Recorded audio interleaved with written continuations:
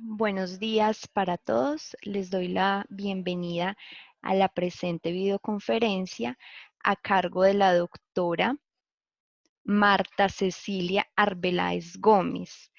Ella en esta ocasión nos va a hablar de la escritura académica, un desafío para comunicar el conocimiento. La videoconferencia va a tener una duración de 30 minutos. Pasados estos 30 minutos, vamos a tener 10 minutos de preguntas. Las preguntas ustedes las pueden realizar por el chat de Zoom o a los que nos acompañan por Facebook, por los comentarios de Facebook. Una vez se termine la videoconferencia, la doctora le dará respuesta a las primeras 5 preguntas planteadas.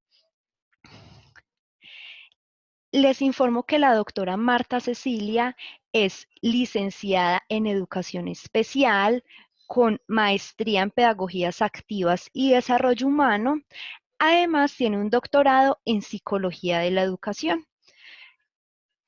Esta videoconferencia la estamos realizando en el marco de la Maestría en Educación, Metodología Virtual, la cual termina inscripciones el lunes 24 de junio.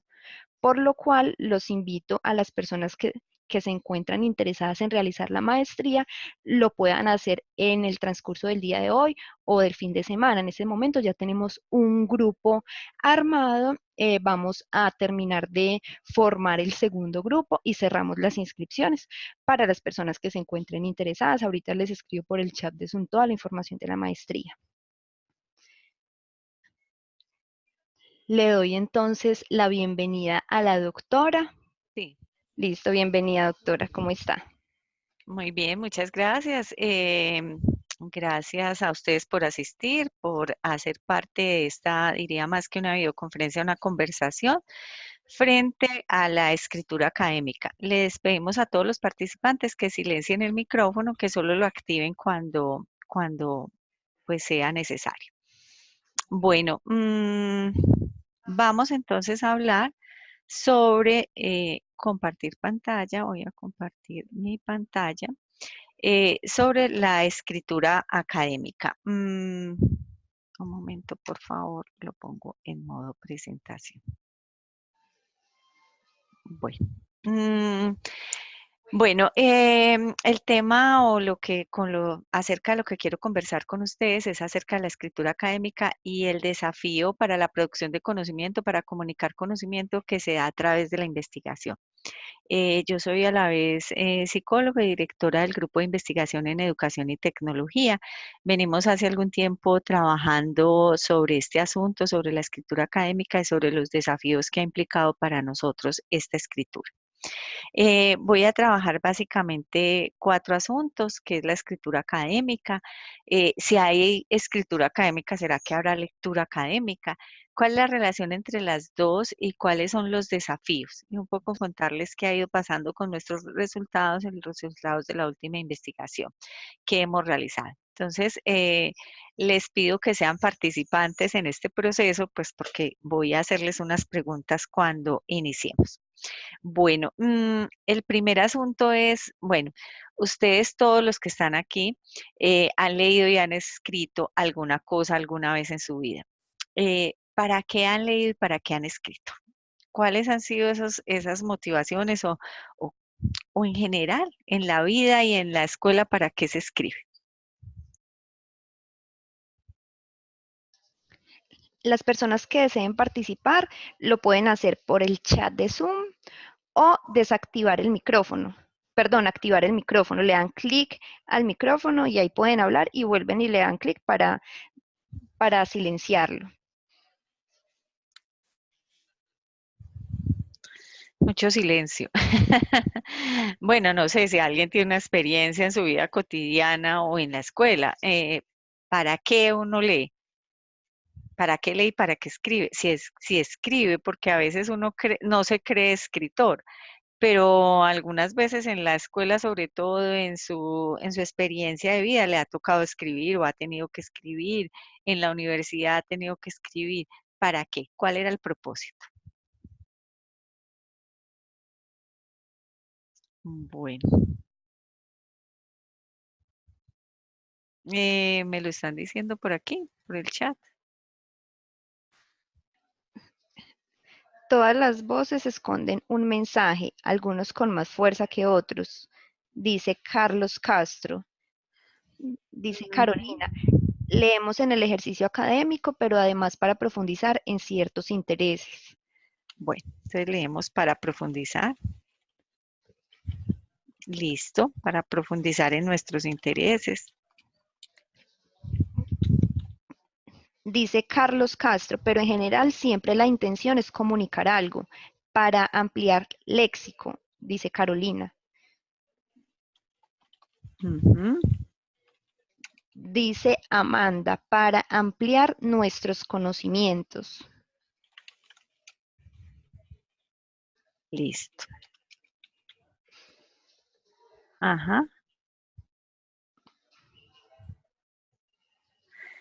Listo. En el ámbito escolar, ¿para qué nos pusieron a leer o a escribir? Y me refiero en el ámbito escolar no solamente a la escuela, a la primaria, a la secundaria, sino también a la universidad. ¿Para qué nos pusieron a leer o para qué nos pusieron a escribir? ¿Cuáles eran las intenciones?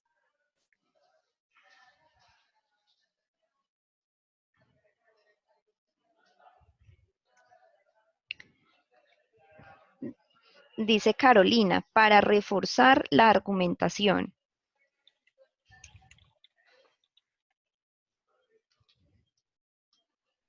Ujú. Juan Carlos, hola, les recomiendo que cierren la pantalla de PowerPoint mientras arreglan las diapositivas. No, no estamos arreglando las diapositivas, sino que estamos escribiendo lo que me están diciendo. No, yo Ujú, dejé el espacio para escribir lo que ustedes como participantes me están diciendo, para reforzar la argumentación. exacto. Ujú. Bueno, seguro hay un asunto que aparece aquí que es para estudiar. Sí, nos pusieron a estudiar, pues como para que estudiáramos lo que habíamos, lo que estaban las fotocopias. Muchas veces las fotocopias se vuelven un asunto muy importante en la vida académica. Bueno, las para estudiar, para hacer tareas,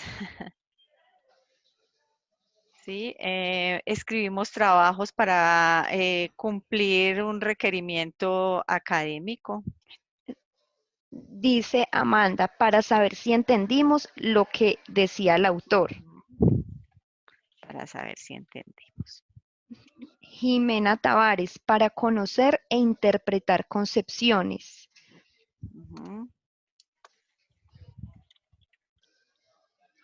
Carolina, la lectura posibilita los espacios de discusión y reflexión.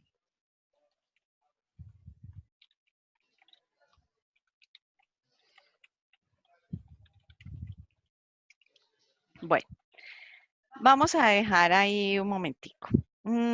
Es claro, entonces yo creo que para ustedes y en general para la vida, que leemos y escribimos como hacemos parte de la cultura escrita. Nosotros no podemos en la vida, dijéramos, en esta cultura escrita occidental, movernos sin la lectura y la escritura. Nosotros leemos los recibos, empecemos por los recibos que nos llegan para pagarlos, ¿cierto? Leemos porque queremos informarlos, leemos el periódico, leemos la revista, leemos las noticias en internet, leemos para profundizar en nuestros propios intereses, leemos también un asunto que no apareció aquí para divertirnos. También esto nosotros a veces leemos un cuento, leemos una novela por la experiencia personal de divertirnos, de recrearnos, etcétera. Dijéramos que en la vida, la lectura y la escritura están todo el tiempo presentes y vemos que los chicos rápidamente comienzan a leer los letreros, los niños pequeños así no sepan leer y escribir formalmente con el código. En Doctora, la, en sí. Facebook, Kelly Guarín dice, escribimos para darle orden a todo aquello que está en nuestra mente, Ujú. pensamientos. Ujú. Bueno, también para comunicar nuestros sentimientos, para comunicar nuestras ideas.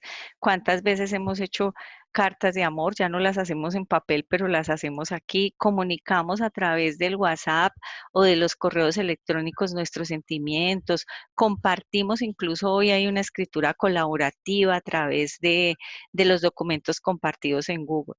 Entonces, bueno, hacemos muchas cosas con la escritura y con la lectura en la vida cotidiana. Ahora bien, en la vida escolar, a veces la vida escolar y la vida le quitan ese sentido comunicativo a la lectura y la escritura. Entonces, leemos y escribimos para hacer tareas, porque es una obligación hacer una tarea, porque es una obligación escribirle un ensayo a un profesor o escribirle un reporte de lectura, o porque el profesor nos hace escribir para saber si entendemos o para hacer un monitoreo de si leímos o no leímos lo que él nos puso a, a leer, también para hacer discusiones, es decir, la lectura y la escritura en el ámbito escolar adquieren muchas veces otras miradas, otras intenciones, y casi siempre esas intenciones terminan siendo desligadas de la vida cotidiana, y los chicos comienzan a entender que la lectura y la escritura son cosas aburridas y solo inherentes al espacio escolar.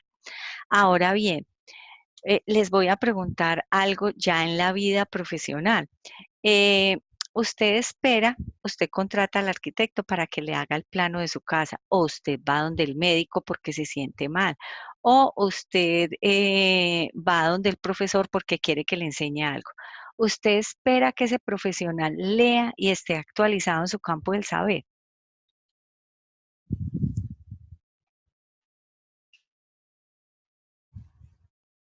Ustedes esperarían eso, usted esperaría que su médico esté actualizado, que trabaje con usted los últimos procedimientos, las últimas técnicas, si lo va a operar, o los últimos medicamentos que efectivamente le van a solucionar su problema. Desearía y esperaría eso.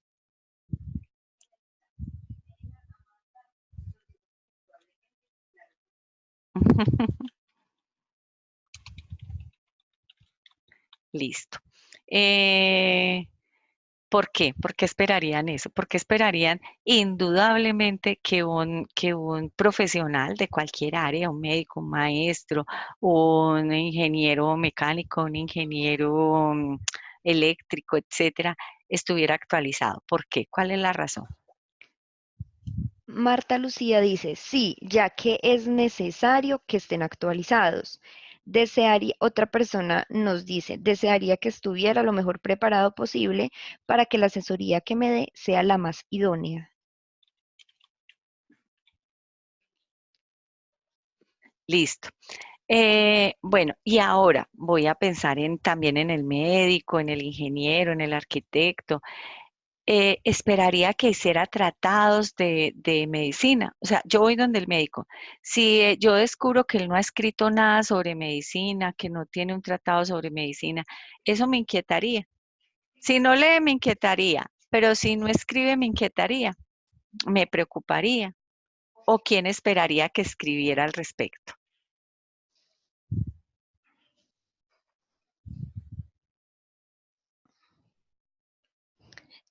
Dice Daniel Ramírez, claro, no hay mejor profesional que no se esté educando constantemente.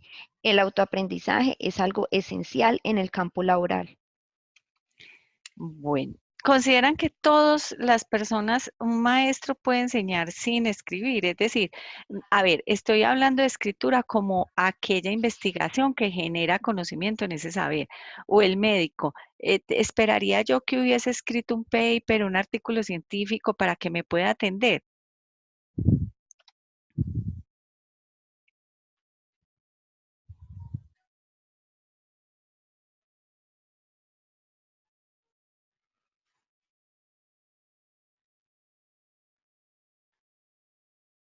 Bueno, les dejo esa inquietud. Dice Jimena que no necesariamente. Mm, listo. O sea, a mí me preocuparía indudablemente que mi médico no leyera sobre medicina, pero no me preocuparía tanto que no escribiera sobre medicina. Y seguramente un arquitecto, esperaría yo que hubiese leído que las últimas técnicas sobre la construcción, el diseño, etcétera, pero no me preocuparía tanto si él no las crea y si él no es el que produce ese conocimiento. ¿Por qué? Porque el conocimiento, dijéramos, científico, académico, nosotros nos lo representamos como que lo escribe quien investiga y que lo escriben unas élites, seguramente, ¿cierto? Entonces, entro aquí específicamente a hablar de la escritura académica y el contexto académico. La lectura y la escritura académica aparecen en el contexto académico, diferenciada de la escritura y la lectura para la vida cotidiana, para el placer, para cumplir ciertas actividades. Es decir, la escritura académica y la lectura académica, lo que hemos llamado la lectura académica, tiene un contexto y un contexto muy particular que es el saber disciplinar. Yo esperaría, por ejemplo, que la señora que trabaja en mi casa sepa leer y escribir y que tenga unas competencias para poderse comunicar, leer sobre todo aquella información que le llega, pero no esperaría que produjera conocimiento, porque la escritura y la lectura académica, digamos, tienen un ámbito claramente especificado que es el ámbito profesional o disciplinar. Entonces vamos aquí a mirar la lectura y la escritura académica, porque casi siempre hablamos de la escritura académica al margen de la lectura académica. ¿Por qué les ponemos esos adjetivos de escritura académica o lectura académica? Precisamente por su ámbito de difusión, por su ámbito de producción. Entendemos entonces la escritura académica como un proceso complejo, un proceso de alto nivel de especificidad, objetividad y precisión, de acuerdo con las particularidades sociocognitivas, discursivas y lingüísticas de cada disciplina. Vamos a ver si alguno de ustedes tiene una profesión en una ingeniería, cómo accedemos a los artículos de los ingenieros y qué información encontramos allí, cómo accedemos a los artículos de los biólogos y qué información encontramos allí. Y si esa información estaría escrita de igual manera que la de un abogado. Seguramente habrían grandes diferencias entre una y otra. ¿Por qué? Porque el ámbito de difusión, las características discursivas, sociodiscursivas de esa disciplina, pues son muy concretas. Sí, esperaríamos que un abogado nos cite la ley y específicamente un decreto, un apartado, un considerando, y esas son palabras muy particulares del ámbito del derecho, pero esperaríamos que un médico nos hable de patología, nos hable de un síndrome, nos hable de un medicamento, etcétera. Incluso que no diga dolor de cabeza sino cefalea. Sí, porque es que es una manera de comunicarse, unos términos que se tiene. Entonces yo puedo saber leer y escribir, pero si voy a leer un artículo de física cuántica, seguro no lo voy a entender, aunque entienda cada una de las palabras que están allí, todo el contexto de de la lectura y la escritura que hay allí es totalmente particular. ¿Qué función epistémica entonces tiene la escritura académica? Representar el conocimiento disciplinar, reelaborarlo, producirlo, procesarlo y comunicar ese tipo de conocimiento. Ahora bien, esto no está alejado de la lectura académica. La lectura académica también la entendemos como un proceso académico que permite la participación en actividades similares a las que realizan los especialistas de cada disciplina. Yo tengo un problema jurídico, yo voy donde el abogado y no espero ver gráficas, espero ver argumentación, pero yo voy donde el arquitecto a que me haga el plano y yo espero ver gráficas, no espero ver una argumentación. La función entonces es aprender de manera profunda los conocimientos disciplinarios. Cuando entramos, dijéramos que claro, pero las simientes de la escritura académica están en toda la formación escolar. Esperamos entonces que el estudiante acceda a la escritura, a la lectura académica ya más profundamente en el ámbito universitario, pero en la universidad partimos del supuesto que el estudiante viene con competencias en lectura y escritura y que acceder al conocimiento disciplinar pues hará que escriba y que lea académicamente. Sin embargo, pues vemos que no. Pero eso tampoco lo podemos satanizar y ver como un problema, dijéramos que es más bien un reto, cómo enseñamos la lectura y la escritura académica, porque ¿qué implican ambas cosas? Implica operar con los contenidos disciplinares, implica comenzar no solo a entenderlos sino también a producirlos. Espero yo que en un ensayo que haga un estudiante de medicina se vean reflejados los conocimientos académicos y profesionales de la medicina y que por lo tanto el estudiante pueda insertarse en esas comunidades académicas para recibir y producir información especializada, no cualquier tipo de información. Y eso implicaría entonces, eso es un reflejo de ser profesional. Dijéramos que entonces cuando un estudiante puede leer en su contexto disciplinario y profesional, entonces está sumergiéndose en su disciplina y está volviéndose un profesional. Rápidamente yo veo, sobre todo en los estudiantes de medicina, que en cuarto semestre ya cualquier cosa que tú le dices frente a cómo te sientes, él lo traduce en términos médicos y te dice qué sientes, pero en términos médicos.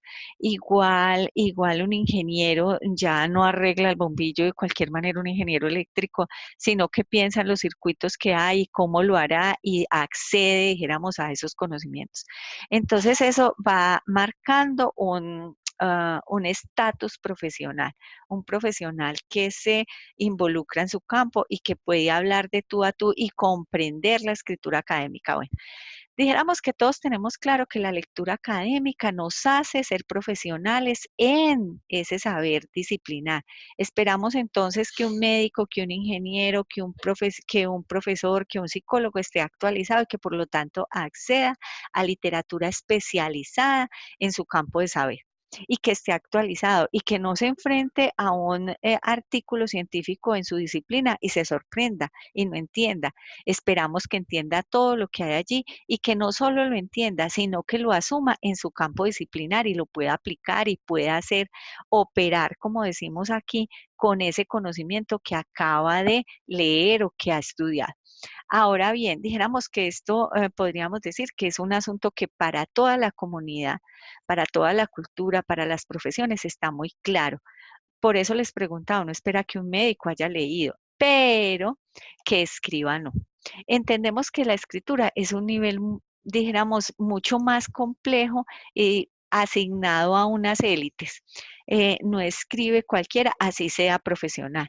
Y no escribir en la escritura académica tiene que ver con la producción del conocimiento, es decir, hacer un paso de ser receptores de conocimiento académico que estaríamos en esta columna a ser productores de conocimiento académico.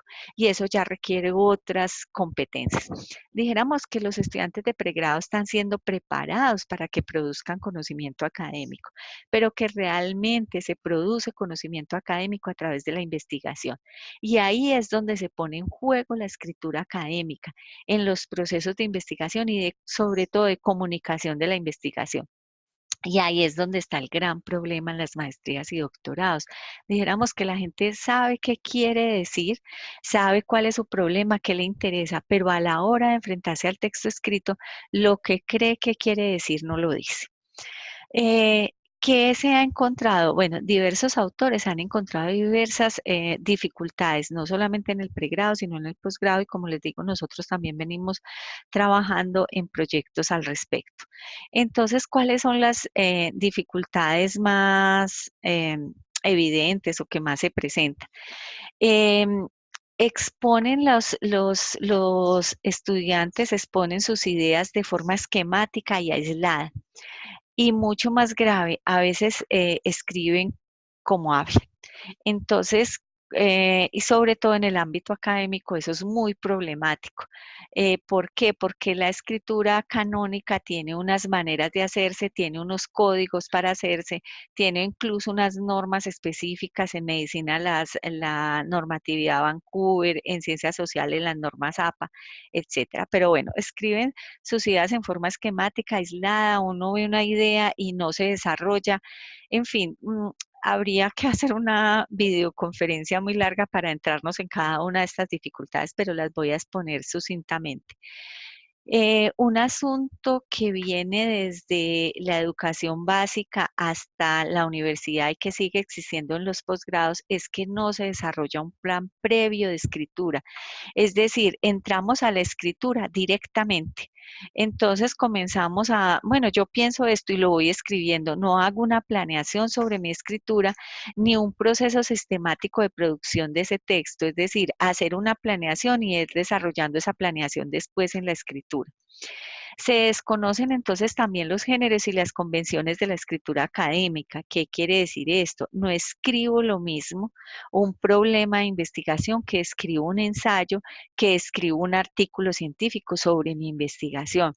Cada una tiene unos requerimientos. Incluso un investigador experto, antes de escribir un artículo, va a la revista y mira la normatividad que tiene la revista en términos de normas específicamente, porque cada revista tiene una normatividad en términos de extensión, en términos de lo que la revista quiere.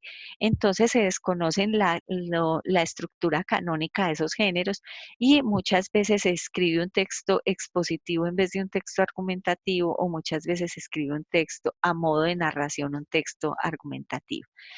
Tienen problemas de cohesión y coherencia en el desarrollo de sus ideas, entonces yo a veces les digo a los estudiantes que hacen triples saltos mortales. Uno viene desarrollando una idea, el estudiante viene desarrollando una idea y de un momento a otro cambió la idea, pero considera que porque le puso el conectivo, por lo tanto, ya ese conectivo ya solucionó todos los problemas.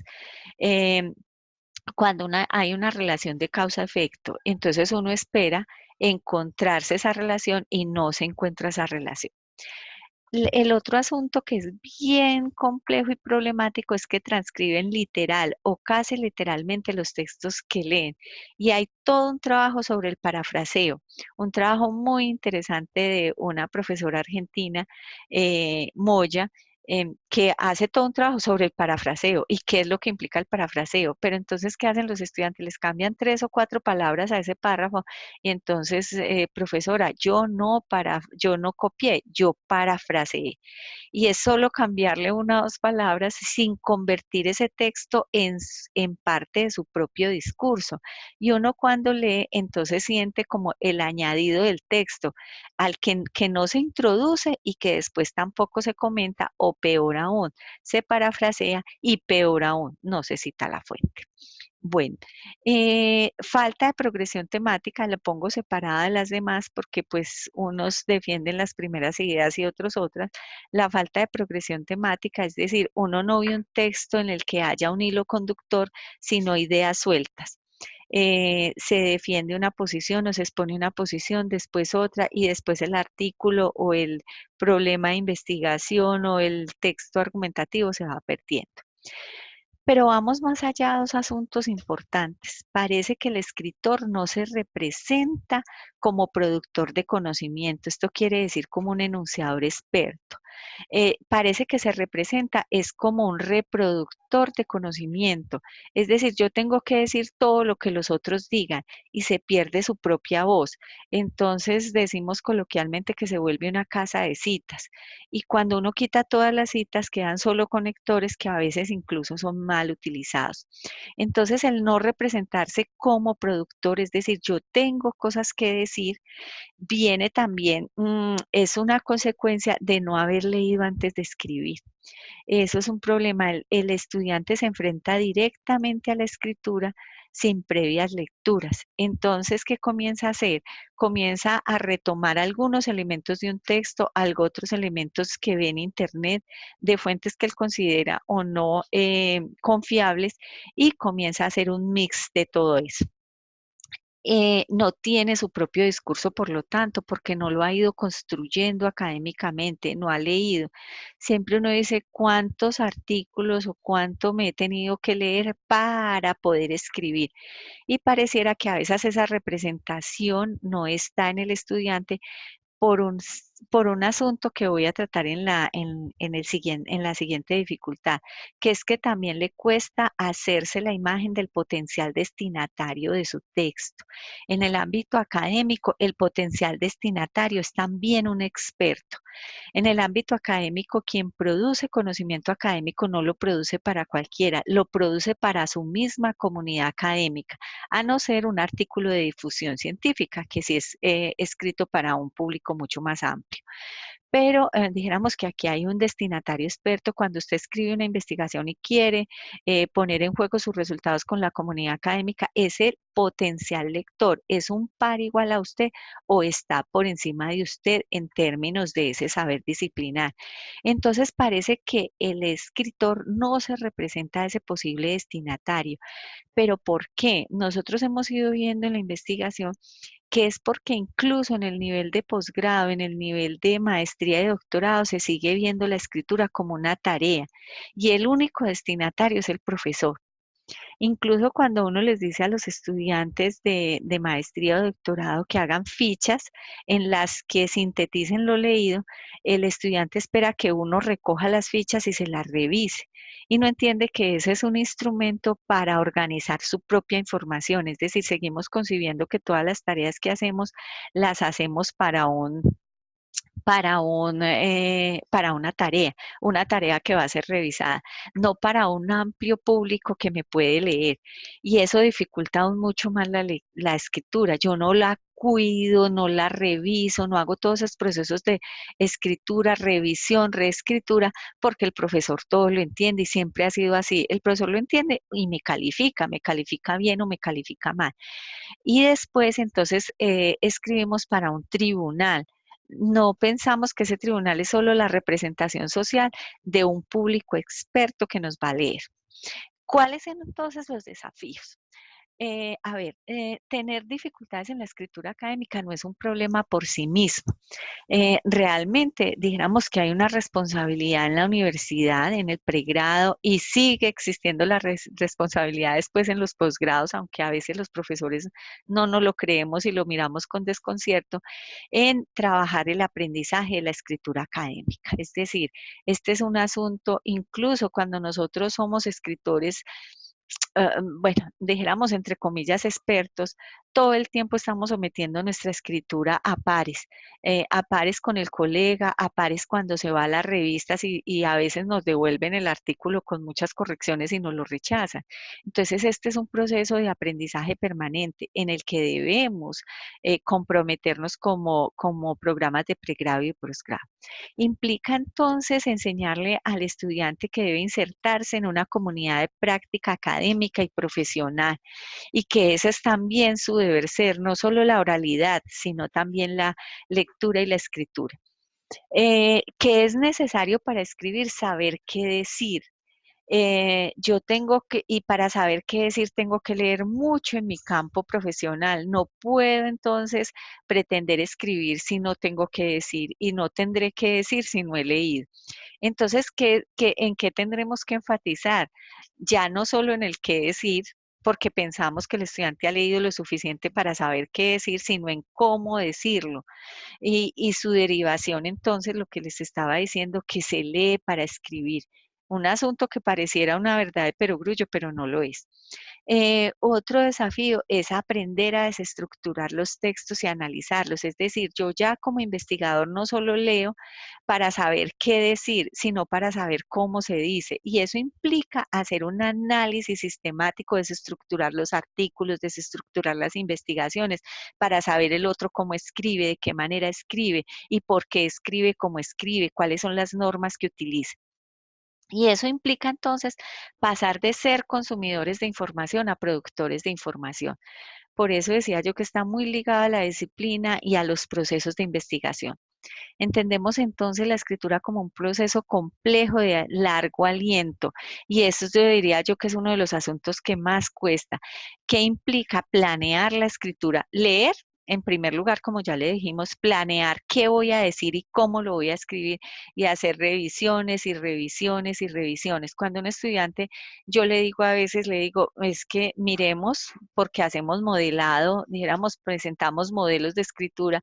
Entonces, ¿cuánto se demoró este estudiante para llegar a este producto? Y a veces estamos en la versión 12 de ese mismo apartado. El estudiante queda inicialmente sorprendido, ¿cómo que la versión 12? Si yo espero que en la versión 3 o máximo en la 2 ya esté. Entonces, es entender que hay que revisar, que hay que tomar distancia a veces y alejarse un poco del texto por lo menos 2 o 3 días y volver, o alejarse una semana y volver, y uno vuelve a ver el texto de manera diferente. Conocer las tipologías académicas, disciplinares y profesionales, es decir, cómo escriben y qué requerimientos hay en mi área del saber.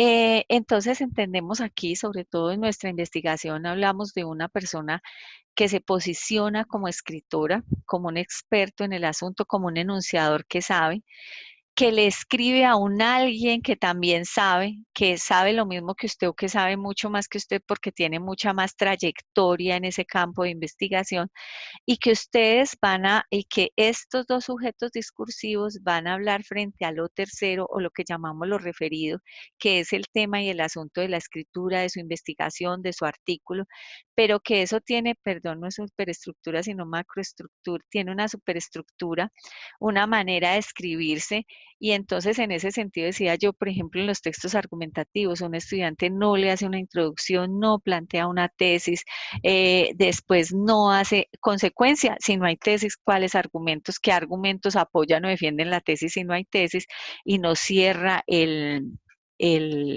texto. Entonces, conocer, bueno, hablamos de la superestructura, la macroestructura, la microestructura, pero conocer cómo se escribe canónicamente ese texto ayudaría mucho. Nuestras conclusiones preliminares en términos de la investigación que hemos realizado es que están ahí en representarse al potencial lector, que no se ve la escritura como proceso, que entonces el papel del docente y las ayudas ajustadas que presenten esos procesos escriturales es fundamental. No podemos partir del supuesto de que el estudiante en el pregrado lo aprendió o que en la secundaria lo aprendió y viene aquí ya con competencias desarrolladas, y que incluso en todo el proceso del pregrado él será más bien un consumidor de información y no productor, y que llegará entonces al posgrado con dificultades en la escritura académica, y que no podemos solo quejarnos al respecto, sino hacer algo frente a ello. La escritura frente al dominio teórico y discursivo, es decir, si no se tiene que decir, pues es muy problemático que se escriba, y cuando hablo del dominio discursivo es qué tipo de texto escribo y para qué lo escribo, es decir, pasar de ser receptores a ser productores de conocimiento, y a la creación de una identidad o de una imagen de quien escribe dentro de una comunidad académica. Bueno, era solo una abrebocas y una motivación para quienes estén interesados en el tema. Muchas gracias y escucho sus preguntas. Muchas gracias, doctora. Aquí en ese momento ya contamos con dos preguntas. Bueno, el señor Carlos Castro hace un comentario y dice, pero el factor tiempo es un condicionante de esa producción y su calidad. Ujú. Sí, eso es cierto, eso es cierto. Entonces al factor tiempo hay que ponerle el factor disciplina. Porque yo siempre digo, sobre todo, yo dirijo la maestría en educación presencial, en metodología presencial. Yo siempre les digo a los estudiantes, puede no ser el estudiante más brillante, pero sí el más disciplinado, es decir, el que planea la lectura y el que también planea los tiempos de escritura. Si usted deja para escribir en 3 días, no lo va a lograr. Eso es muy complicado. Ah, claro, me dirá quien me está preguntando, bueno, pero es que además yo trabajo, pero es que además tengo familia, pero es que además tengo esa responsabilidad. Precisamente implica mayor organización. Es verdad, porque es un proceso complejo, requiere de mucho tiempo y requiere de disciplina, pero tampoco es una tarea imposible. implica entonces leer mucho, ser sistemático. Uno no se lee 20 libros en su totalidad. De esos libros se lee lo que le interesa. Uno no lee 100 artículos, lee los artículos que son fundamentales y uno también va aprendiendo a hacer dijéramos, a seleccionar la información que le interesa en términos de lo que quiere escribir y lo que quiere decir. Entonces, es cierto, totalmente cierto que se requiere tiempo, pero a ese tiempo hay que ponerle un asunto que es la disciplina. Claro que sí, profe. El señor Javier Mallorca Díaz. Buenos días, profe. Hay un problema fundamental en los docentes que se integran a profundizar sus títulos y no a profundizar los conocimientos. Y es uno de los problemas precisos de la comunicación asertiva y eficaz. ¿Cómo lograr transformar esto para incentivar a nuestros estudiantes a realizar una lectura detrás de líneas y pasar de transcribir a realizar una ficha de lectura con análisis? Bueno, esas son preguntas que todos los días nos hacemos. Eh, las líneas, entre líneas, detrás de líneas, esperaríamos llegar al detrás de líneas, pero eso también es un proceso. Eso es un reto para nosotros los profesores. Eh, es un reto en el sentido, a ver, yo pienso que ahí está el papel del profesor en hacer las ayudas ajustadas. ¿Y a qué me refiero ahí? ¿Para qué leemos? Es darle un sentido a lo que leemos. No podemos seguir leyendo y escribiendo solo para hacerle la tarea al profesor. Es que ese es el gran asunto. El gran asunto es que leemos o escribimos como tareas y esa tarea ni siquiera es para mí. Entonces, claro, yo tengo la necesidad de mejorar la lectura para escribir cuando le voy a escribir a un otro. Y ese otro no va a ser mi profesor y ese otro no me tiene que entender todo, porque incluso el estudiante, yo creo que ustedes, si algunos se han dedicado a la docencia, el estudiante le presenta a uno un escrito y uno le escribió que no lo entiende. Profe, pero ¿por qué no lo entiende? Ahí dice eso. A ver, ¿dónde dice específicamente eso? Vamos a desfragmentar ese texto. Y resulta que el estudiante se da cuenta que no, pero yo como profesora a veces hago la tarea. Primero, ¿para qué pongo tareas? Ensayos a 40 estudiantes individuales, cada uno de 5 páginas. Tendré el tiempo de hacer la retroalimentación juiciosa a cada uno de esos ensayos. Yo creería, pues a mí me parece complejo. Yo diría que uno se quedaría sin vida para poder hacer eso. Entonces, ¿por qué exijo todo eso si no lo voy a leer? Entonces, el profesor a veces también se va al otro extremo, exige una gran cantidad de cosas y lo que quiere es que el estudiante le entregue. Usted no va a hacer la retroalimentación. Entonces, en la retroalimentación también comencemos a trabajar. Bueno, o primero, la planeación. Planee y reviso, pero con base en la planeación. Esto que usted planeó, sí lo dijo, cómo lo dijo. Entonces, no pidamos textos muy extensos, pidamos textos en los que podamos hacer realmente la retroalimentación. Y la retroalimentación está en relación a la planeación. Y vuelve y escribe el texto y vuelve y envíemelo. Y seguro que en 4 revisiones habrá un texto mucho mejor. Pero además, yo no soy solo su destinatario, ese texto está para que lo mandemos a la revista de la universidad, allá hay revistas para estudiantes, aspiremos a publicarlo, aspiremos a mandárselo a estudiantes de 4º semestre de otra universidad. Hagamos ese tipo de, de pretextos para que el estudiante tenga la necesidad de leer y escribir, porque es que me lee a mí. Y entonces, ¿qué pasa, Javier? Pasa que el estudiante me argumenta el texto leído de acuerdo a mí. A este profesor le encanta que yo le eche carreta, entonces le echo carreta. No, a este le encanta que yo sea muy concreto, soy concreto. Y además yo les digo, ustedes son súper inteligentes, estudiantes, ustedes son muy buenos porque ustedes tienen 5 profesores y a los 5 los complacen. ¿Cómo hacen para leer y escribir para 5 profesores de manera diferente? Ustedes son muy inteligentes. Y es verdad, entonces, por eso la lectura y la escritura no se pueden volver un asunto para el profesor. Y yo creo que eso no es solamente romper los esquemas del estudiante, es también romper nuestros propios esquemas y hacerles ayudas ajustadas, revisarles de verdad. A veces el profesor recibe y pone miel o mal, fijándose solo en los aspectos gramaticales, en la ortografía, a veces algunos en la caligrafía, hoy no tanto por los ordenadores, algunos aspectos, o ni siquiera revisando. Hay estudiantes que escriben cosas perversas porque están seguros que el profesor no les va a revisar. Entonces, bueno, yo diría que son las ayudas ajustadas, Javier, y que es un trabajo dispendioso. Quienes nos metemos en eso, es un trabajo y agotante. A veces uno lee tantas veces el mismo error que uno comienza a preguntarse, ay, se leyó la que estoy pensando. Ah, esto sí se escribe así, porque como que lo ve uno tantas veces escrito mal que uno mismo comienza a preguntarse, ¿será que sí está bien escrito o no? Yo creo que a todos nos ha pasado en algún momento eso. Muchas gracias, doctora. Le doy paso a la señora Paula Andrea, que quiere hacer una intervención y una pregunta para la doctora. Ok, Muy buenos días a todos. buenos Buenos días. días. Aló. Sí, la Sí, estamos Paula. escuchando. Mire, lo que pasa es que, profesora, yo tengo una edad, yo soy docente pues, en una institución pública. Yo enseño tanto literatura como lectura crítica, ¿cierto? Ujú, Estudiantes de sexto a octavo. ¿Qué veo yo muy reiterativo? Que los estudiantes, o sea, uno en su planeación busca que sean lecturas agradables, que sean cuentos e historias atractivas para los estudiantes, porque por lo regular relacionan la lectura como castigo, como algo maluco, entonces buscamos hoy en día es que la lectura sea atractiva para ellos. ¿Y qué veo yo? Bueno, buscar primero las edades, que sí sean lecturas de la edad de ellos, pero ¿qué pasa?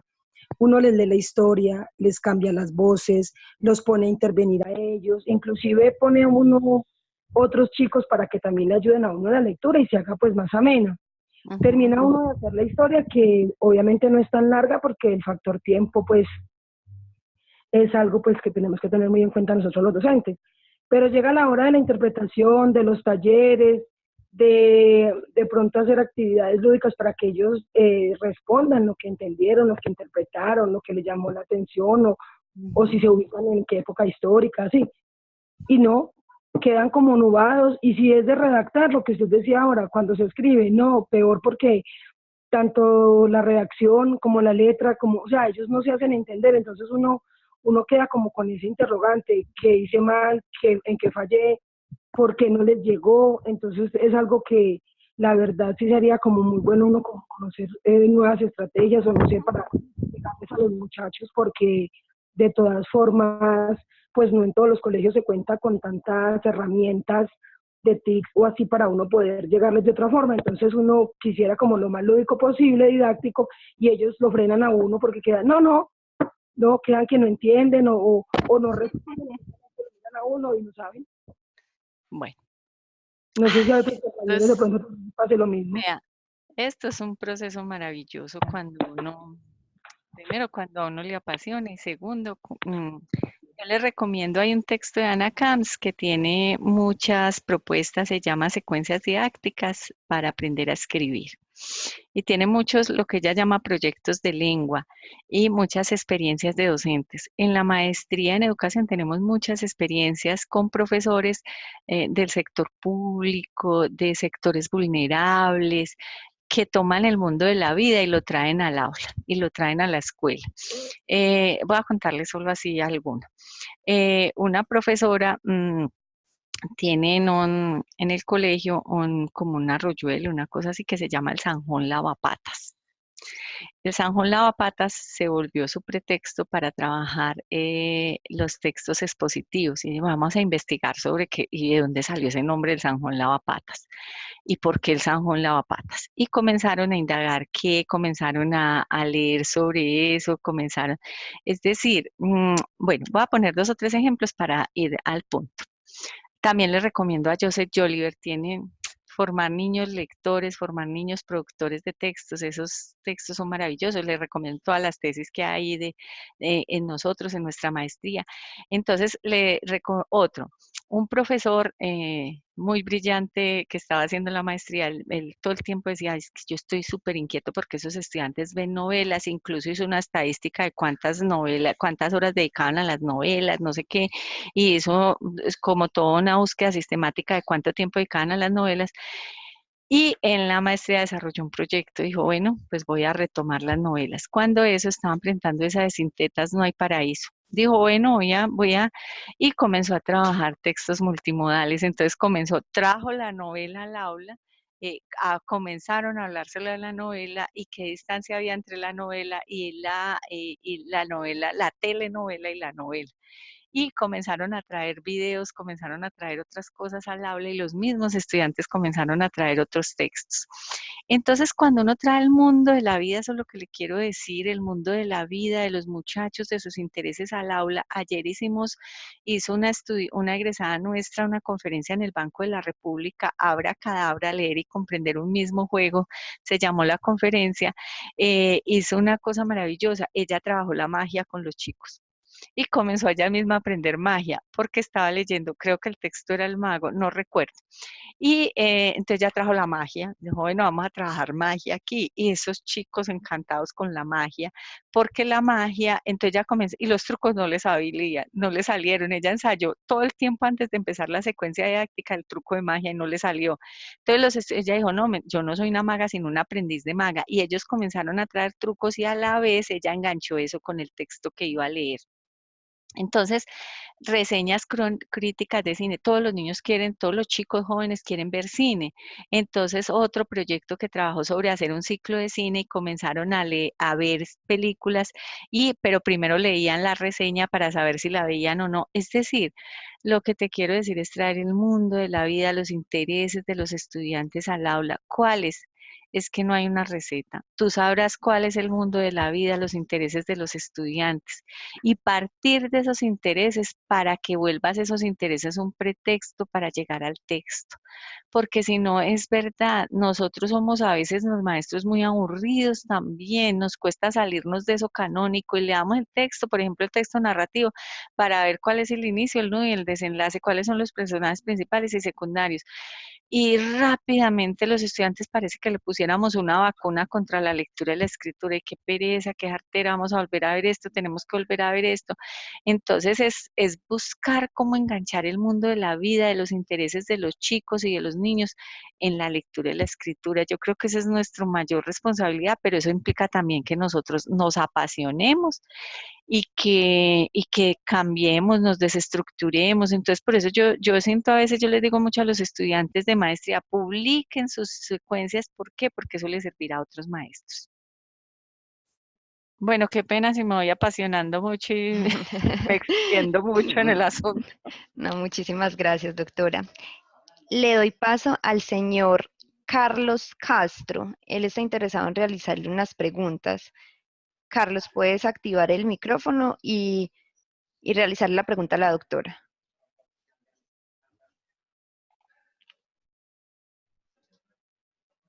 Buenas. Hola. Buena. Sí, mi pregunta es puntual con relación a los textos porque es subjetivo cuánto puede ser un texto corto, un texto largo, es subjetivo considerar esas extensiones. Pero ¿qué podríamos considerar como un texto extenso y cuándo sería el momento oportuno para poder abordarlo? Porque, bueno, siempre está ese referente como que lo más extenso es lo más apropiado, como que es lo que más nutre. Entonces, volver a textos más manejables, más pequeños. Entonces, ¿en qué medida podríamos nosotros tener como un criterio para manejar eso? Bueno, respecto a la lectura, yo no tengo ningún criterio. Es que eso depende de la pasión, depende del propósito, depende de muchas cosas. Ayer nos contaba, por ejemplo, la chica que trabajó el Mago sin Magia, esa secuencia didáctica, que ella trabajó un texto de 2 páginas y después se enfrentó a un cuento de como 9 capítulos, ambos con mucho éxito. Entonces yo en la lectura no tengo como un parámetro para eso y depende también de su pasión. Yo a veces digo, vea, si usted va con un texto al aula, que a usted le guste, por supuesto, que usted esté leyendo, que usted le apasione. Los mismos chicos, profe, ¿qué está leyendo? Y usted comienza a contarle la historia. Yo a veces así hago en la universidad, yo enseño investigación en el pregrado. Entonces, yo me hice un reto, yo dije, yo me voy a plantear un reto. Entonces, cada que voy a clase llevo algo que estoy leyendo, que he leído, y le leo hasta la mitad. Profe, sigamos. No, no, no, es que esta no es la clase de lectura ni de escritura, esta es la clase de investigación. Entonces, pero tiene que apasionarte. Pero respecto a la escritura, sí tengo algunos criterios. A ver, hay una escritura en la que yo quiero como maestro intervenir. Entonces yo a veces pido escrituras grupales y a veces individuales. Sobre todo cuando pido escrituras individuales, yo siempre que pido escrituras debo hacer retroalimentación. Entonces, yo digo, ¿para qué le voy a pedir a cada estudiante 20 páginas si yo no me va a alcanzar la vida para leérselas juiciosamente y hacerles la retroalimentación? Sí, entonces yo pido textos mucho más cortos que yo efectivamente pueda intervenir sobre ellos, pero también comienzo a hacer rejillas para que los estudiantes hagan coevaluación, pero para eso es muy importante la planeación. O sea, ustedes planeen su escritura y hacemos una rejilla y el par le mira, bueno, usted sí cumplió esto que dijo, usted sí hizo esto que dijo, no, entonces mejore esto. Entonces hay que también comenzar a fortalecer al grupo para que haga procesos de coevaluación, pero no la coevaluación desde me parece bueno o malo, desde hacer rejillas con los mismos estudiantes, hacerlas de manera conjunta, ellos y nosotros. Y después, bueno, ustedes van a tener esta rejilla para valorar. Eso es tan disparador de los estudiantes. Otras veces hago la heteroevaluación, yo la hago, pero no con fines de calificar, sino con fines siempre de que el estudiante mejore su escritura. Tú me estás presentando la versión 1 y la planeación, me debes presentar la versión 2, pero yo te hice algunas sugerencias, algunas recomendaciones, entonces, bueno, y discutámoslas, ¿por qué no las cumpliste? ¿Qué es lo que todavía no entiendes? Etcétera. Entonces, frente a la lectura, yo no tengo parámetros, no sé si alguien los tenga. Sí, por edades, es decir, yo no le leo a un niño pequeño un texto inmenso, sí, pero no son esas mis parámetros frente a la escritura, sí. Y frente a si voy a hacer retroalimentación en la escritura, sí. Pienso que no deben ser textos muy extensos. Muchas gracias, doctora. En este momento le doy paso al señor Javier. Le va a realizar una serie de preguntas a la doctora Marta. Hola, Javier. Buenos días. Buenos días. Profe, en el teatro yo he encontrado una fórmula para relacionarse con la lectura de manera amena. Y los estudiantes leen y corrigen y proponen. Además también interpretan. Profe Marta, ¿existe alguna teoría que profundice esta metodología y quiénes son sus autores? Uf, de eso hay bastante. Bueno, sobre todo los procesos de trabajo, lo que yo les contaba, toda la literatura de Anna Camps sobre secuencias didácticas para enseñar a leer y escribir. Hay trabajos aquí en la maestría, en el repositorio los pueden encontrar. Está un trabajo de Caro Camargo y no me acuerdo la otra autora sobre lectura académica. Nosotros también publicamos un libro sobre secuencias didácticas para aprender a leer. Se llama Narrar, exponer y argumentar secuencias didácticas para la producción y comprensión de textos. Lo hicimos en el grupo de investigación. A ver, Moya, la profesora Moya, una profesora argentina, ha venido trabajando la escritura académica fuertemente. Carlino también. Carlino ha venido haciendo también un trabajo. La profesora Mireya Cisneros también.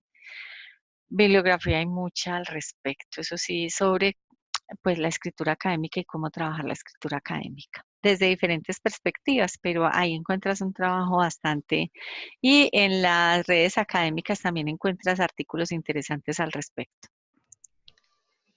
Doctora, la señora Mariam Osorio dice, me gustaría si nos compartes alguna bibliografía para aprender a escribir. ¿Ya es suficiente con la que ha dicho o de pronto tiene alguna adicional? No, yo creo que con eso tienen para que se entretengan. Ah, bueno. La señora Paula Andrea dice, por favor me recuerdan cómo se llama el texto de Anna Camps. Secuencias didácticas para aprender a escribir.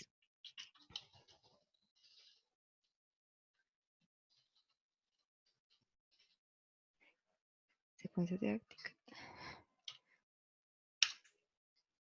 Listo, Bueno, doctora, muchísimas gracias.